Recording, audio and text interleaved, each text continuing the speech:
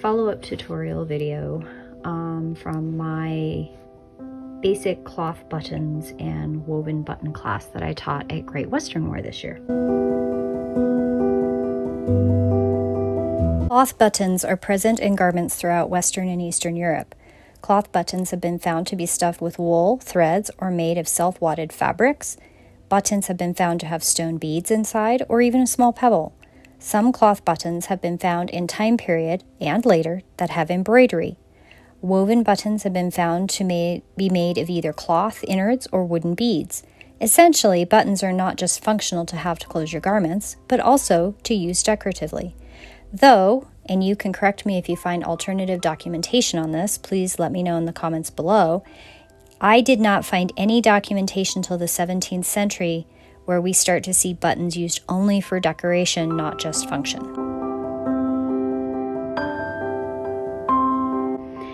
So I have two patterns. I have the large button pattern and I have a small button pattern. This is the large and this is the small. The small button will make a button about this size, and the large button will make a button about this size. This one can probably be compacted down a little bit more if you don't stuff it or if you make it quite a bit tighter in the stitching. This one can be made a little bit bigger if you choose to stuff it with something like wool padding. We're going to start with, I'm going to make a button and show you how to make a shank. And then I'm going to show you how to do a basic weave pattern on your button. And that will be possibly the entire video. I'm not entirely certain. Okay. Here's my button blank. Now, you can do this with a needle that's more blunted, or you can do this with a needle that is more sharp. A lot of that will depend on the type of fabric and the weave that you're working with. The tighter the weave, you'll probably want to do this first part with a sharp needle. And this is a fairly loosely woven linen, so I'm going to just do the entire thing in a blunted needle. Also because I have the blunted needle threaded, and so I don't want to redo that. Okay. I do not put a knot at the end of my thread. You may, if you choose to, if you're afraid that you're going to lose the thread. When I first started doing this, that's how I did mine, because I was pretty notorious for not holding on to it properly and losing it. So it can be really frustrating if you do some of this and then you lose your thread at the end and have to redo some.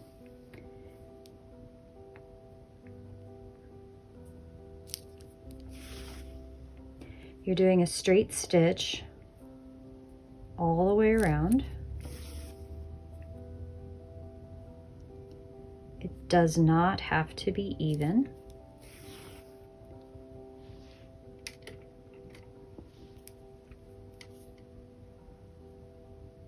And then you overlap your stitches just a smidge. So you can see here that I have an overlap. The overlap, this is the thread going in, and this is the thread going out. You can see I have it overlapped. And you can see that some of these stitches are wide and some of them are narrow. It doesn't matter, okay? Don't worry so much about the evenness. Now I'm going to pull from both sides a little bit, and then I'm going to take this gather and even it out along all of the stitches.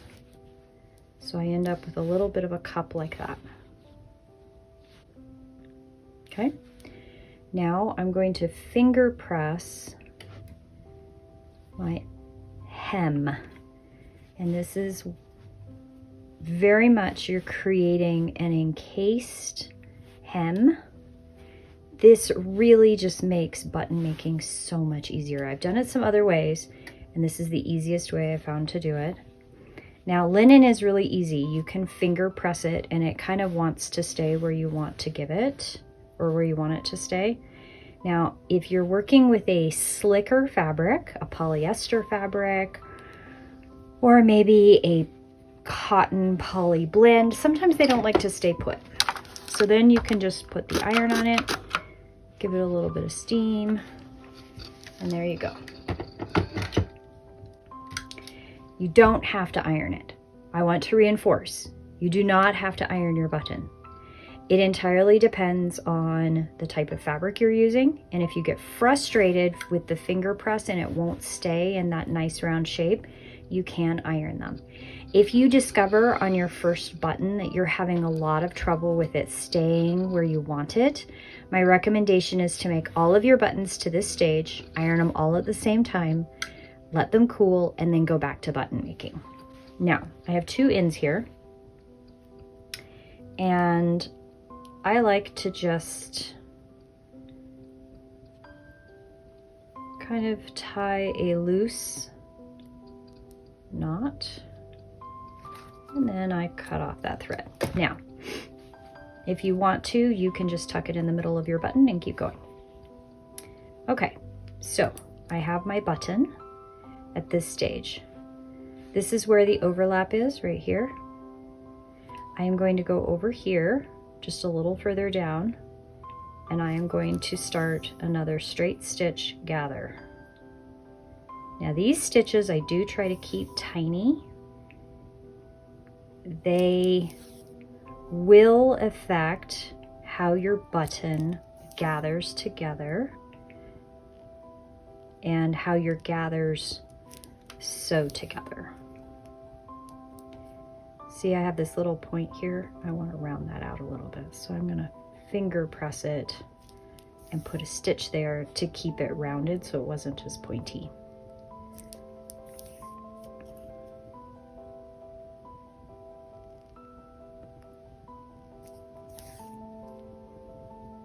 I'm coming up to another one that's like that. Just want to grab and round it just a little bit.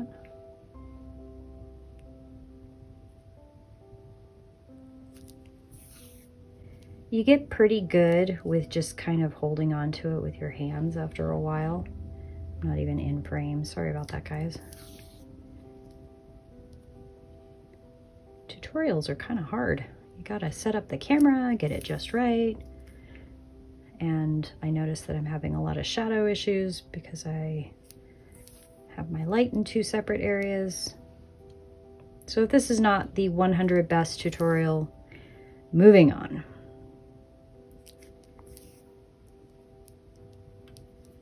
Okay. So I'm coming up to the place where that first stitch is, and again, I want to go past it. So I just went 1 stitch past. If you see, this is what the other side looks like. Really tiny stitches. And this is what the inside looks like. Now, as I gather this, I want to make sure that I have a cup. And I like to put it over my thumb or my finger just to kind of give it some kind of anchor. This is also where I can suss out, well, this button is, if I know what size button I want, and I for sure want a smaller button, I may go back and make my gathers a little further in instead of as far out as I was. But this is a tutorial, so I kind of want the button a little bit bigger. And I want to show you that you can stuff it with a little bit of wool. I kind of get my wool into a little bit of a ball, and I stuff it in here.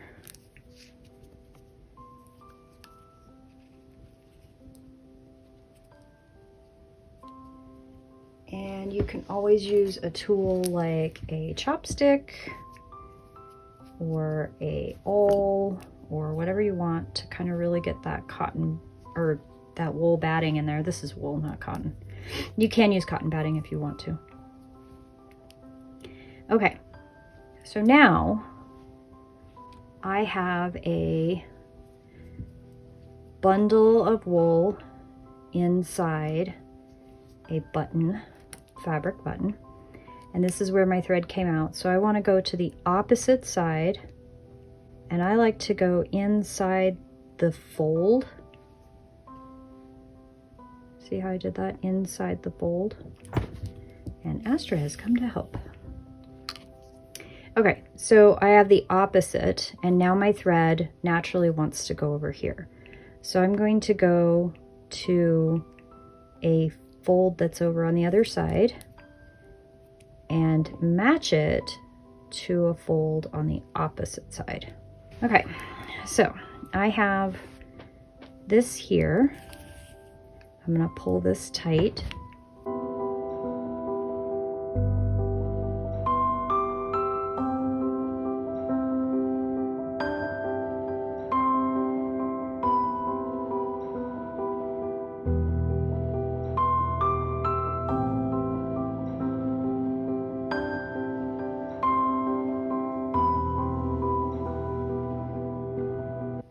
Once you get enough of these kind of going back and forth, you can kind of get it tightened up enough that you barely see the stitches. It's just this little nodule at the bottom. Okay, there you have it, one button. Now, at this point, a lot of times people just leave the string on it and they gift it. They'll have their buttons just attached to string. Now, I don't like to do that. When I gift buttons, I want them to have a shank. I find they're easier to sew on. So I will grab one side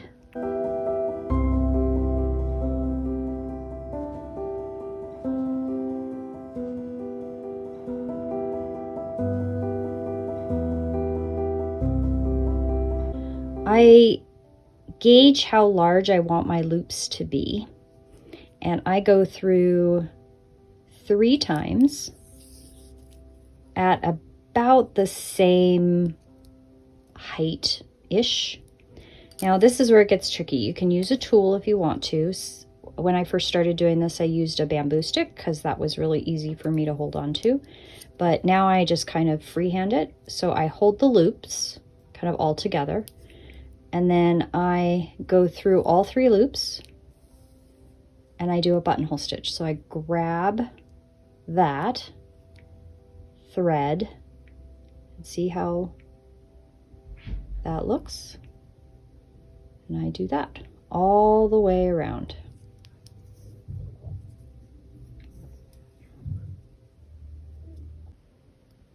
Okay, so I have done the buttonhole stitch all the way around, and I have anchored the last one into fabric down here at the bottom. And what do you do with all this extra? So just to secure it, I like to run it under the bottom and kind of up out the side a little bit like that. And then I snip my thread. And I have a button that I can gift to someone, or I can make a whole bunch of these for my own garments, or for doublets, for Venetian gowns, whatever you want to do. Simple, simple cloth button. This one is stuffed because I wanted to do an example of a stuffed one. You don't have to stuff it, okay? You can make them where they're nice and tight and not stuffed. This little one right here is not stuffed, okay?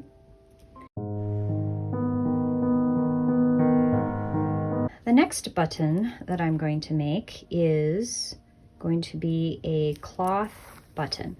So I am going to put this all together really quickly.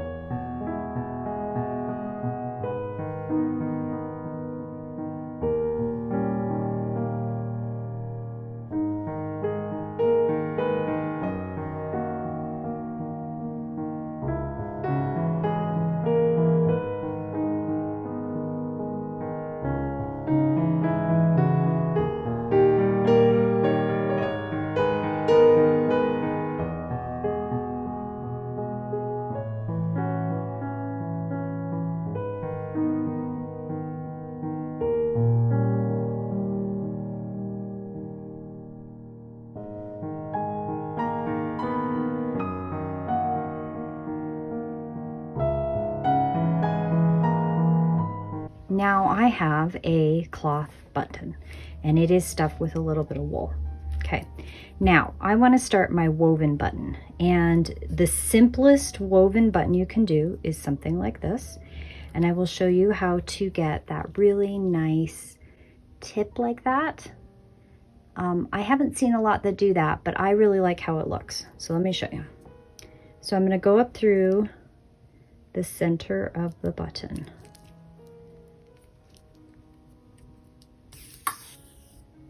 Now you don't want it to be really tight, but you do want to make sure you come up pretty much in the same spot every time. And it does get a little snug, especially if you've stuffed it with wool. So I'm laying it along the fabric. I'm not cinching it down. And then I lay it along the other side, coming up in the middle. See that?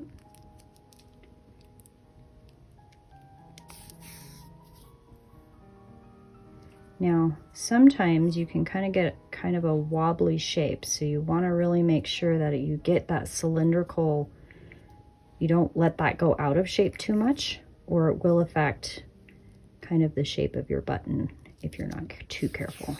Again, I'm not cinching down, I'm just laying the threads over the top of the linen.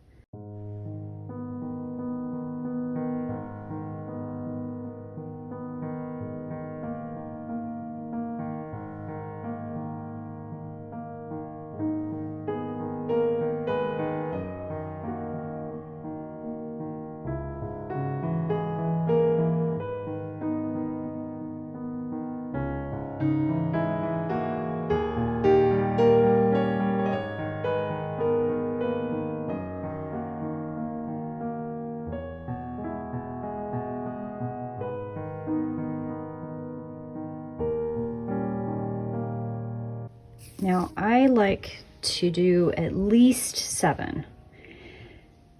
I think 9 is better. So 1, 2, 3, 4, 5, 6.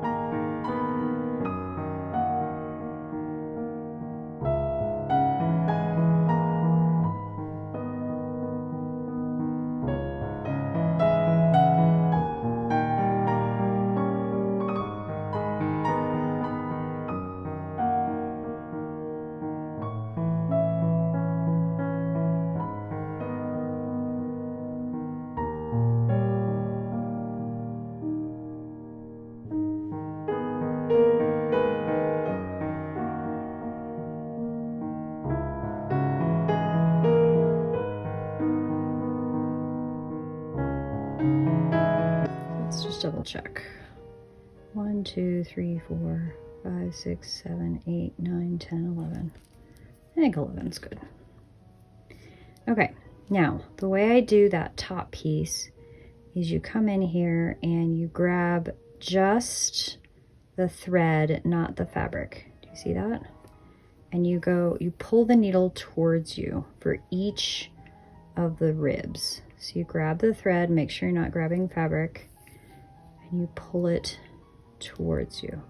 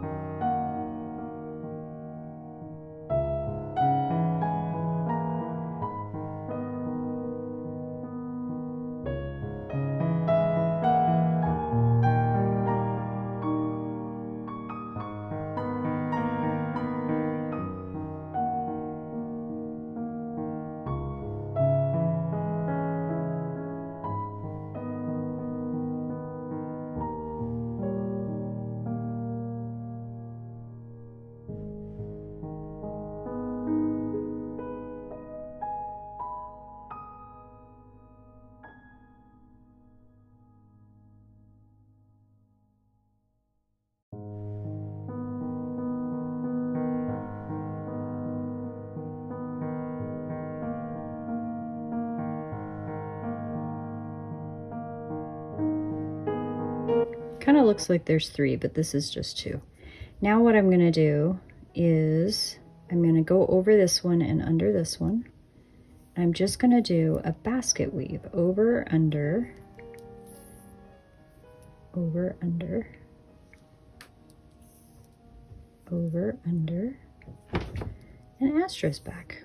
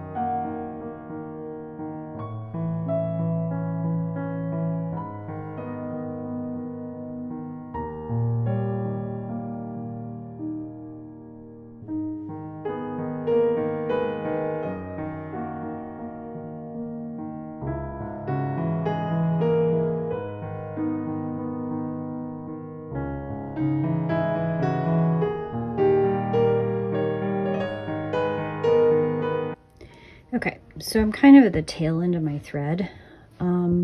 The best thing I found for this is you just find the next stitch, you go all the way through and try to come out as close to the bottom as you can and pull it too. You'll have a little bit of a tail. This one went down into the fabric. Sorry. This one went down into the fabric, and I am coming up through the middle at an angle to hit right behind that stitch.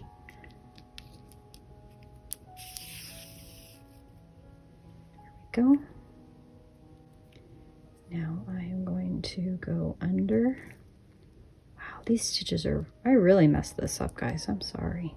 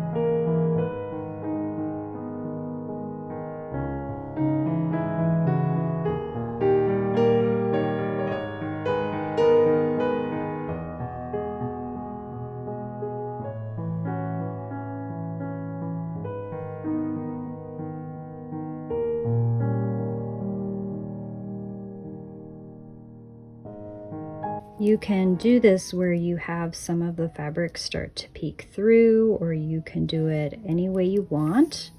If you want the ground fabric to peek through, sometimes I think that has a really nice effect, especially if you're doing like a two-toned thread weaving, like your ribs are one color and your weaving thread is another color.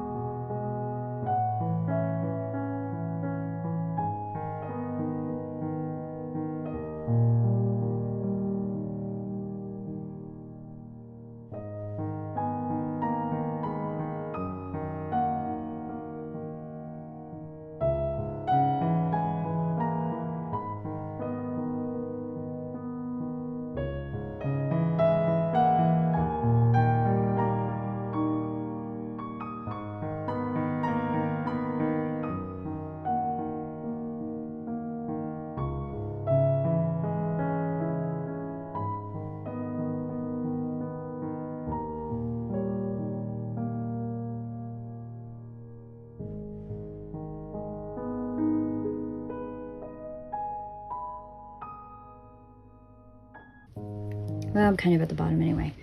So this is where, when I kind of run out of ribs, see how nice and pretty that top is?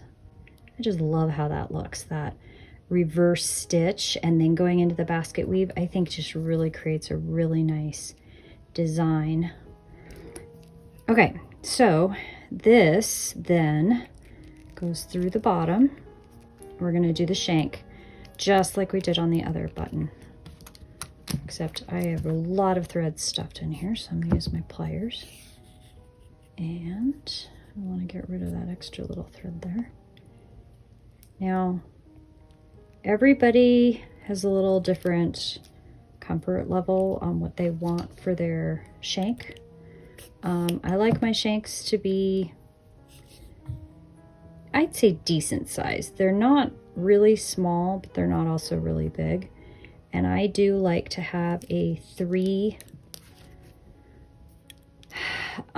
2 or 3 loops for my shank base.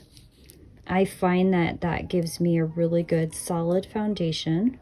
So I have three, and then my first stitch on these, I usually grab a little bit of fabric.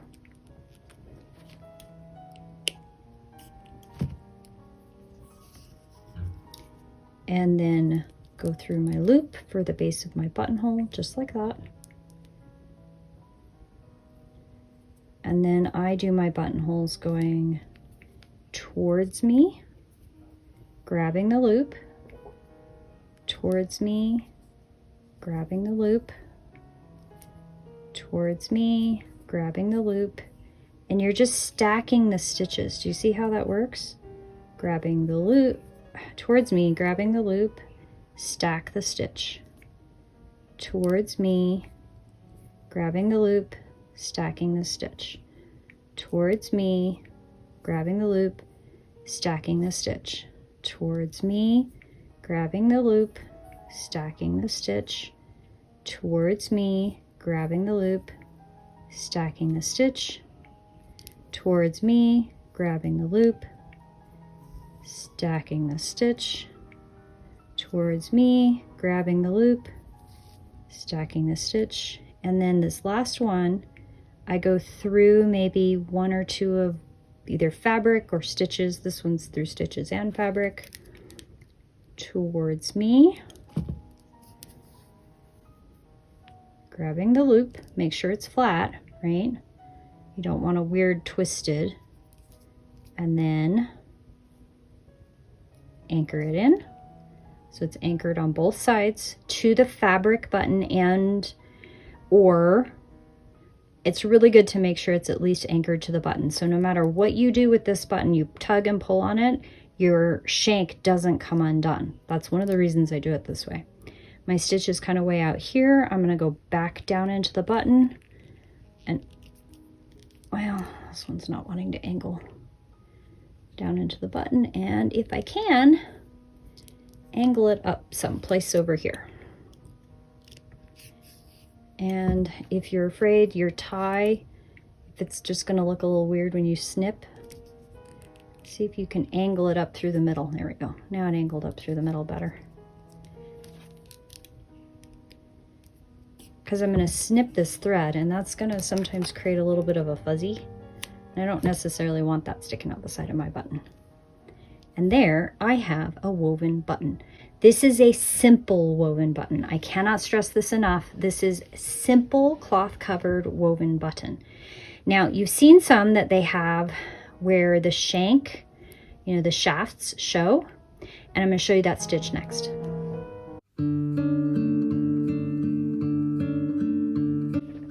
Okay, so I have created a 8-spoked stuffed button. I've done some stitches at the top, and now I'm going to show you how to do the ribs. So you're going to go under the spoke twice, 1 and 2, and make sure you're going under the thread each time. Okay, and then you're going to come this way. You're going to go with the direction. So the second is just rotating it towards you and going under again. And then do it again, this spoke over. And that's going to create your wrapped ridges all the way down your button. So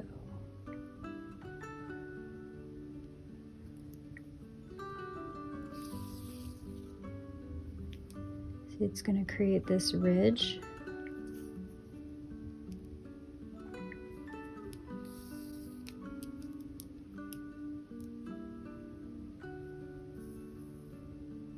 One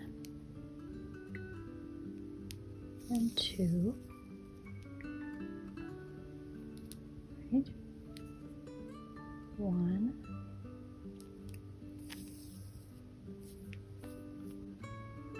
and two,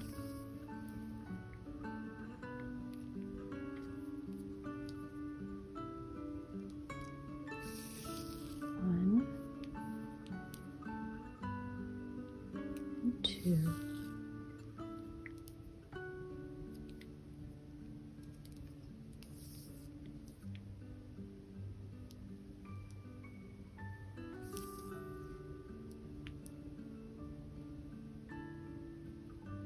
Okay, and now I'm on my 8th rib here.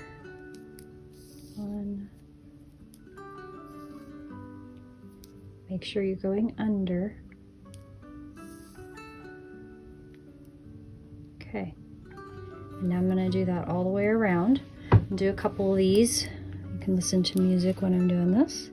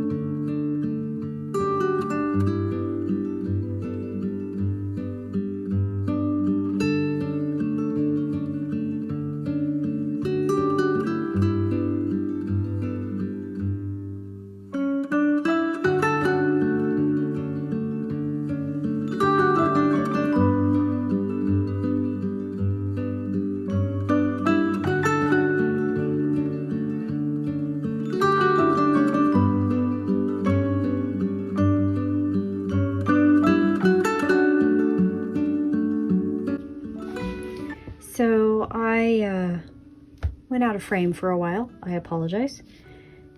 This is what the ribbed button looks like. Isn't that pretty? And I like to do the little buttonhole stitch at the top. I really like how that looks. Now I'm going to, and I've done the ribs as far down as I can comfortably. Now I'm going to create my shank, just like I did on the other buttons.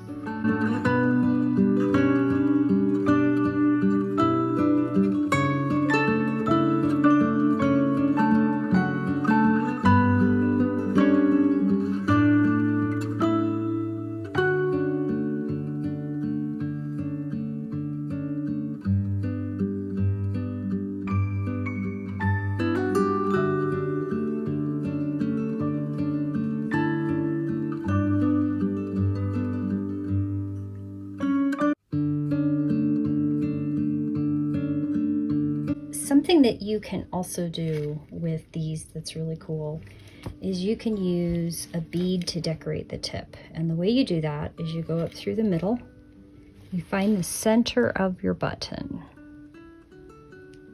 Okay.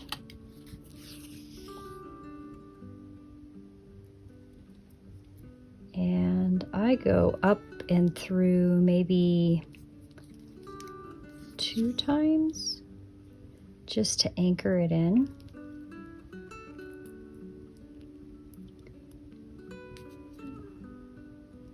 preferably right up through the middle.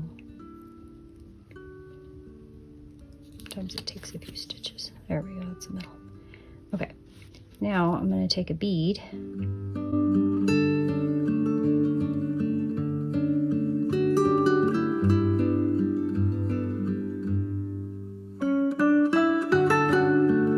And if you've done kind of that buttonhole stitch at the top, kind of like I've done, it creates a cool little nestling spot for your bead. And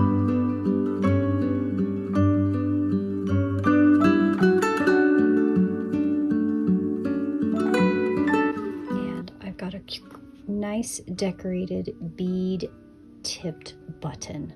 Isn't that nice? There's a lot of things you can do. You can do fabric button all by itself. You don't have to decorate it at all.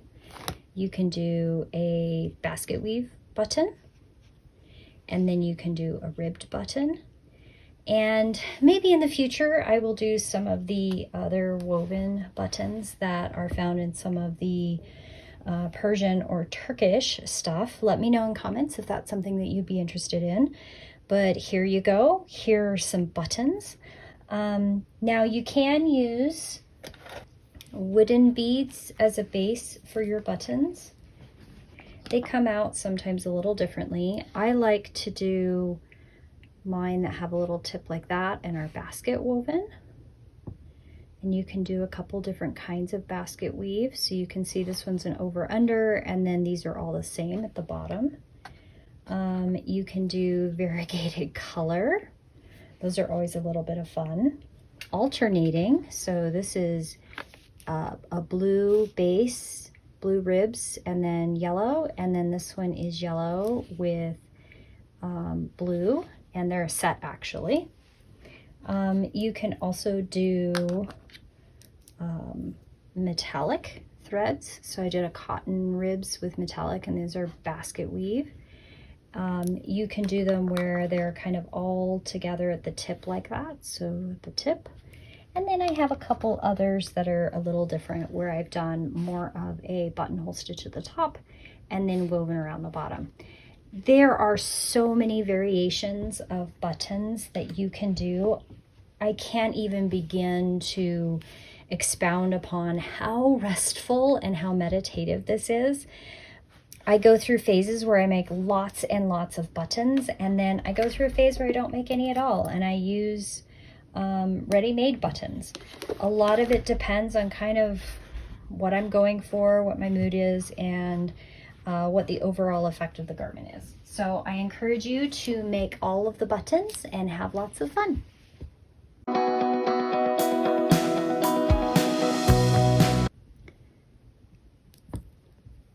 Master, you're in my light. You're a black cat in my light. Really? No. No. You're in my light. Shoo. Go sit in Mama's chair. Sorry, guys.